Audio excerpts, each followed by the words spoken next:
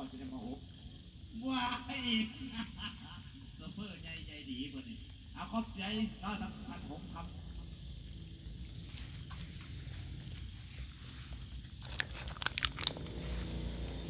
เอาเมาแล้วสามัคคีกันหลังจากดื่มเบียร์เนี่ยบรรดาพี่บรรดาทัพบรรดาพี่น้องเขาในละโต๊ะกันเองมาหอดมาถึงโต๊ะตั้งเนี่ยว่าเดี๋ยวพี่น้อง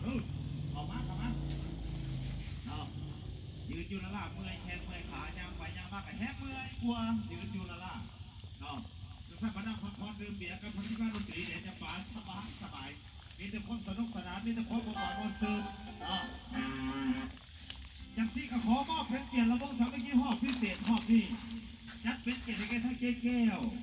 และพร้อมด้วยทั้งเจ๊เผ็ดแม่มากินละเพื่อเบียร์มาให้มากินในจอกนั้นพร้อมด้วยทั้งคณะพร้อมกันและเพื่อนหอบติดกูเป็นสลับกันหาที่พันกว่าตัวนี่นะ